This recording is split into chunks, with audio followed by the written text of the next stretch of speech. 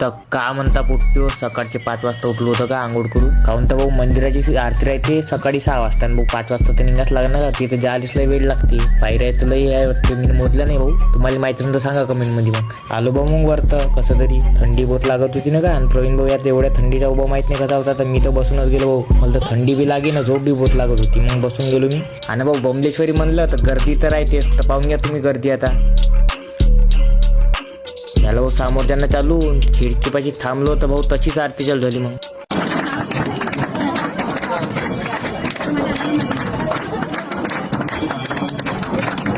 आणि भाऊ इथं आरती बी खतम झाली आणि आम्ही इथं अजून मंदिरातच पोहोचत आहो. काही की गर्दी बहुत होती का भाऊ. तुम्ही पाहू शकता समोर गर्दी किती आहे. तर आणि मंदिरात एवढं आलो तर भाऊ याचे फोटोज काढणं चालू झाले पहिले. आणि गजभाऊन तर पहिलेच नंबर लावला का समोर. मग आलो मंदिरात.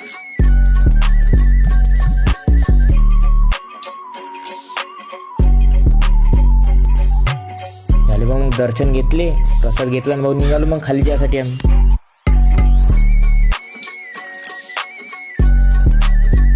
आणि भाऊ हे तर मागत राहिले होते. मग सचिन भाऊ सोबत आलो मी खाली. आणि भाऊ खाली आलो तर व्ह्यू बहुत खतरनाक दिसत होता. मग फोटो काढले इथं आणि भाऊ नाश्ता करायला आलो. मग नाश्ता केला आणि डायरेक्ट निघालो खाली जायसाठी. आणि खाली जायसाठी मी पाय दुखे भाऊ, कारण की वरता येताना आम्ही पूर्ण एनर्जी लावून टाकली होती.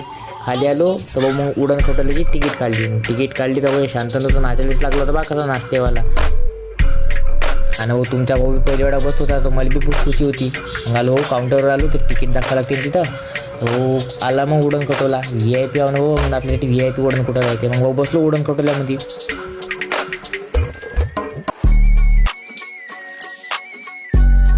आणि भाऊ मी बी पहिल्या वेळा बसलो होतो. भेव बी बहुत लागे भाऊ खाली पाहिलं तर. भेव तर लागलाच पण मजा बी बहुत आली. मग आलो भाऊ खाली. आणि सर म्हणे इकडे गौतम बुद्धाची बहुत मोठी मूर्ती आहे म्हणे, तर तिथं जायचं आहे म्हणे आपल्याला. मग तिथं आलो भाऊ. तर यायचा इथं बी फोटो शूट चाललेला भाऊ. मग यायचा आणि भाऊ मग आमच्या सरने बी फोटो काढले.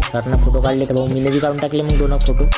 आणि भाऊ खाली जायसाठी निघालो तर दुर्गेश भाऊ म्हणे मध्ये ब्लॉगमध्ये घे म्हणे, खाली नाहीत म्हणे त्या संघ म्हणे. घेतलं भाऊ यायला ब्लॉगमध्ये. आलो मग डायरेक्ट ट्रॅव्हल्समध्ये निघालो भाऊ. मग सर म्हणे तिथे एक मंदिर आहे बाजून एक बमलेश्वरीचं म्हणे, तिथं जायचं म्हणे आपल्याला. मग तिथं आलो त्या मंदिरात. आणि भाऊ अंदर काही कॅमेरा अलाउड नव्हता. आता काही अंदरचं काही दाखवलं नाही, बाहेरचेच दाखवतो. आणि इथं गणपती बाप्पाचे एक मंदिर आहे बाजूला, ते दाखवतो लागत. तिथं कॅमेरा अलाउड होता. मग आलो भाऊ अंदर ट्रॅव्हल्समध्ये. मग निघालो भाऊ आम्ही डायरेक्ट रामटेकले जायसाठी. A few moments later. आणि भाऊ पोट्याने रात्रभर काही झोपून नाही दिलं होतं. थोडीशी झोप घेऊन घेतली. इकडे भाऊ ऋषा झोपूनच होता ना. इकडे गजभाऊन प्रेम भाऊ नाचत होते.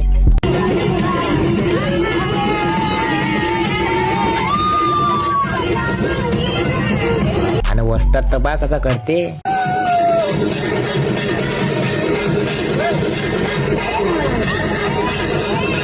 आणि भाऊ पोट्याने गाणी एवढी वाजवली भाऊ तर स्पीकरच बंद पडला. मग हे माहीत नाही झोपत जाय उठत जायचं काही समजे नाही भाऊ मला. आणि समोर आलो तर भाऊ ट्रॅफिक तर एवढं होतं भाऊ. ट्रॅफिकनं तर भाऊ पूर्ण पागलच करून टाकलं का आम्हाला. जिथं पाहिजे तिथं ट्रॅफिक होतं ना का भाऊ. मग तिथं थांबलो तर थोडं पेट्रोल पंप होतं बाजूला. पाणी भरून घेतलं भाऊ. आणि प्याचं पाणी खतम झालं होतं. सगळ्यांनी पाणी भरून घेतलं भाऊ. मग आलो डायरेक्ट ट्रॅव्हल्समध्ये. ट्रॅव्हल्स निघाली भाऊ. मग आमची ट्रॅव्हल्स निघाली तर डायरेक्ट आलो रामटेकमध्ये आलो.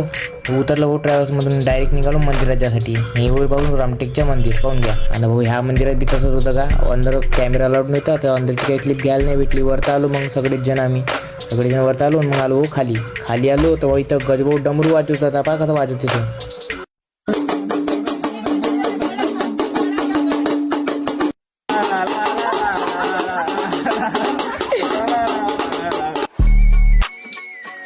मग ह्या भाऊने बी डमरू वाजवून चालू केलं. आणि हे दोघं नाचून राहिले बा कशी नाचून राहिले दोघं जण.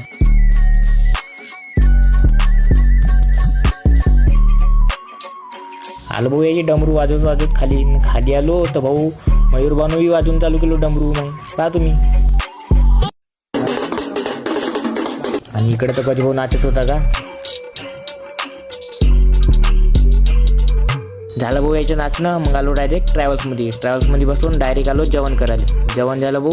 मग आलो ट्रॅव्हल्समध्ये. आणि हिंगणघाटली जायसाठी निघायचं होतं ना अजून. मग निघालो हिंगणघाटली झाले.